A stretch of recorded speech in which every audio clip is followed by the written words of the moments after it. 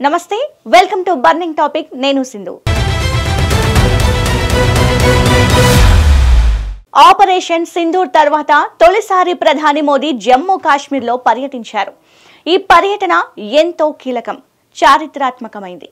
అసలు మోదీ కాశ్మీర్ పర్యటన ఎందుకింత ముఖ్యమైనది? మోదీ ప్రారంభించిన ప్రపంచంలోనే అత్యంత ఎత్తైన రైల్వే వంతెన విశేషాలేంటి? వందే భారత్ రైలు సర్వీస్ ను ఎందుకు ఇంత ప్రత్యేకంగా చెబుతున్నారు?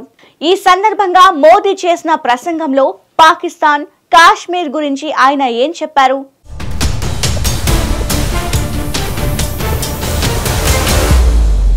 జమ్మూ కాశ్మీర్ లోయలో ఒక కొత్త యుగం ఆరంభమైంది। దశాబ్దాల కళ సంకల్పం అహర్నిశల శ్రమ కలిసి ఒక చారిత్రక క్షణాన్ని సృష్టించాయి। ప్రధానమంత్రి నరేంద్ర మోదీ రియాసీ జిల్లాలో చీనాబ్ నదిపై నిర్మించిన ప్రపంచంలోనే అతి ఎత్తైన రైల్వే వంతెనను ప్రారంభించారు।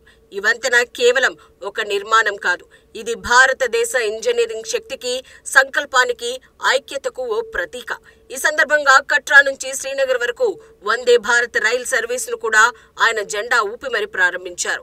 ఈ రైలు కశ్మీర్ను దేశంతో మరింత దగ్గర చేస్తోంది। ఈ పర్యటన ఆపరేషన్ సింధూర్ తర్వాత జరగడంతో మోదీ పర్యటనకు రాజకీయ భద్రతా పరంగా కూడా ప్రాధాన్యత పెరిగింది। చీనాబ్ వంతెన 359 మీటర్ల ఎత్తుతో ప్రపంచంలోనే అత్యంత ఎత్తైన రైల్వే వంతెనగా రికార్డు సృష్టించింది। 2003లో ఈ ప్రాజెక్టు మొదలై ఎన్నో సవాళ్లను, సాంకేతిక అడ్డంకులను అధిగమించి సుమారు 35,000 కోట్ల రూపాయల వ్యయంతో పూర్తయింది। 1.3 కిలోమీటర్ల పొడవున్న ఈ వంతెన చీనాబ్ నది మీద 467 మీటర్ల ఎత్తులో నిర్మాణం జరిగింది। భూకంపాలు, బలమైన గాలులు, వరదలు వంటి సహజ విపత్తులను తట్టుకునేలా ఈ వంతెన డిజైన్ చేశారు। ఈ వంతెన ఉదంపూర్, శ్రీనగర్, బారాముల్లా రైల్వే లైన్ ప్రాజెక్టులో కీలక భాగం। ఈ ప్రాజెక్ట్ 2072 కిలోమీటర్ల పొడవున్న రైలు మార్గం। దీనిలో 119 కిలోమీటర్లు టన్నెల్ ద్వారా 943 వంతెనలతో నిర్మితమైంది। ఈ ప్రాజెక్టు 1994-95లో ఆమోదం పొందినప్పటికీ 2002లో జాతీయ ప్రాజెక్టుగా ప్రకటించిన తర్వాతే వేగంగా పనులు జరిగాయి। చీనాబ్ వంతెన ద్వారా కట్రా నుంచి శ్రీనగర్, బారాముల్లా వరకు రైలు ప్రయాణం సాధ్యమవుతుంది। ఈ వంతెన కాశ్మీర్ లోయకు రైలు కనెక్టివిటీని బాగా మెరుగుపరుస్తుంది। స్థానిక జీవనోపాధి, పర్యాటక రంగం, వ్యాపార అవకాశాలు ఈ వంతెన వల్ల గణనీయంగా పెరుగుతాయి।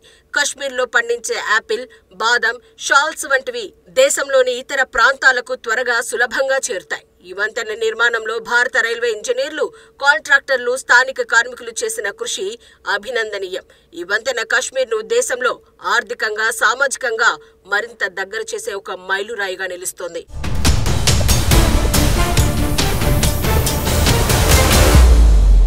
చీనాబ్ వంతెన ప్రారంభంతో పాటు ప్రధాని నరేంద్ర మోదీ కట్రా నుంచి శ్రీనగర్ వరకు వందే భారత్ రైలు సర్వీసును జెండా ఊపి ప్రారంభించారు।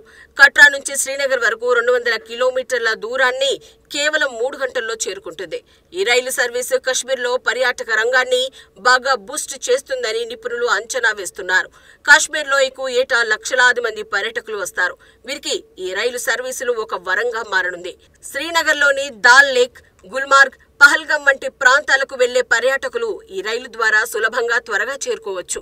ఈ రైలు సర్వీస్ ద్వారా స్థానిక వ్యాపారాలు, హస్తకళలు, ఆర్థిక కార్యకలాపాలు మరింత వృద్ధి చెందుతాయి। కశ్మీర్ షాల్స్, డ్రై ఫ్రూట్స్, స్థానిక హస్తకళలు దేశంలోని ఇతర ప్రాంతాలకు సులభంగా చేరుతాయి। ఈ రైలు సర్వీస్ వల్ల రైల్వే స్టేషన్లలో కొత్త ఉద్యోగాలు, టూరిజం రంగంలో కొత్త అవకాశాలు సృష్టించబడతాయి। స్థానిక యువతకు ఉపాధి అవకాశాలు పెరుగుతాయి। హోటళ్లు, రెస్టారెంట్లు, గైడ్ సర్వీసులు వంటివి వృద్ధి చెందుతాయి। ఈ రైలు సర్వీసు కశ్మీర్ను దేశంతో ఆర్థికంగా, సామాజికంగా మరింత దగ్గర చేస్తుంది। ఈ రైలు సర్వీస్ ప్రారంభం కశ్మీర్ లోయలో ఆర్థిక వృద్ధికి, సామాజిక సమైక్యతకు ఒక ఊపిరి లాంటిది। స్థానికులు ఈ రైలు సర్వీసును స్వాగతిస్తూ దీనివల్ల తమ జీవనోపాధి మెరుగవుతుందని ఆశాభావం వ్యక్తం చేస్తున్నారు।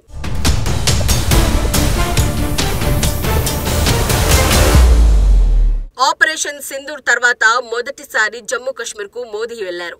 పహల్గాంలో జరిగిన ఉగ్ర దాడి తర్వాత భారత సైన్యం ఆపరేషన్ సింధూర్ను చేపట్టింది.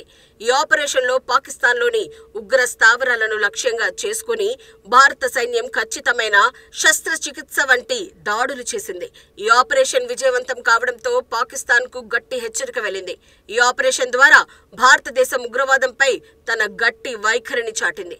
ఈ నేపథ్యంలో ప్రధాని మోదీ జమ్మూ కశ్మీర్కు రావడం ఒక బలమైన సందేశాన్ని అంతర్జాతీయ సమాజానికి, ముఖ్యంగా పాకిస్తాన్కు పంపింది. ఈ సందర్శన ద్వారా భారతదేశం తన సార్వభౌమత్యం, భద్రతపై ఎలాంటి రాజీ లేని వైఖరిని స్పష్టం చేసింది. ఈ సందర్శన రాజకీయంగా కూడా చాలా ముఖ్యమైంది.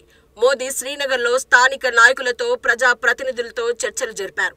కశ్మీర్లో శాంతి, అభివృద్ధి, స్థిరత్వం కోసం కేంద్ర ప్రభుత్వం చేస్తున్న కృషిని ఆయన వివరించారు.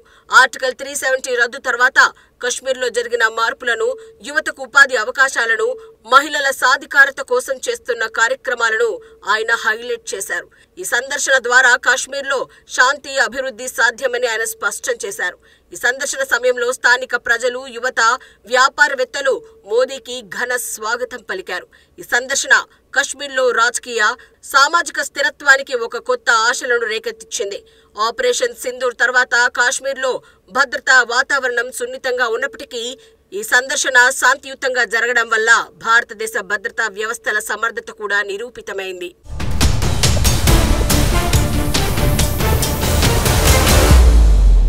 శ్రీనగర్లో జరిగిన భారీ సభలో ప్రధాని నరేంద్ర మోదీ ప్రసంగం ఆసక్తిగా సాగింది.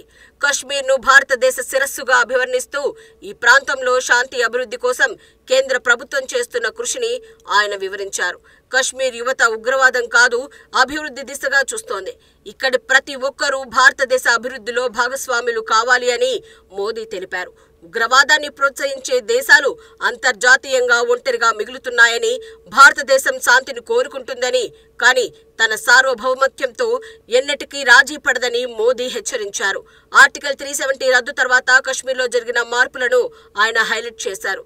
యువతకు ఉపాధి అవకాశాలు, మహిళల సాధికారత కోసం కేంద్రం చేస్తున్న కార్యక్రమాలను, విద్య, ఆరోగ్య రంగాల్లో చేస్తున్న పెట్టుబడులను ఆయన వివరించారు. ఈ ప్రసంగం స్థానిక ప్రజల్లో కొత్త ఆశలను రేకెత్తించింది. స్థానిక యువత, వ్యాపారవేత్తలు, మహిళలు ఈ ప్రసంగాన్ని స్వాగతించారు. పాకిస్తాన్తో సంబంధాలను సమీక్షిస్తూ శాంతి చర్చలకు ఉగ్రవాదాన్ని ఆపడం తప్పనిసరి అని ఆయన స్పష్టం చేశారు. ఈ ప్రసంగం రాజకీయంగా, దౌత్యపరంగా చాలా ముఖ్యమైన సందేశాన్నిచ్చింది. కశ్మీర్లో శాంతి, స్థిరత్వం కోసం కేంద్రం చేస్తున్న కృషిని స్థానిక నాయకులు, సమాజ సేవకులు కూడా అభినందించారు. ఈ ప్రసంగం ద్వారా కశ్మీర్ ప్రజల్లో ఆత్మవిశ్వాసం నింపే ప్రయత్నం జరిగింది.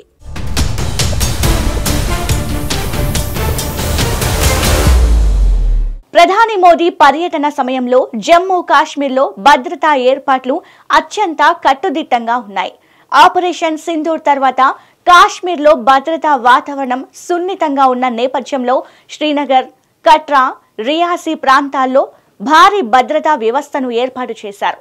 కేంద్ర రిజర్వ్ పోలీస్ దళం, border security force, Jammu Kashmir పోలీసులు, భారత సైన్యం సమన్వయంతో భద్రతను కట్టుదిట్టం చేశాయి.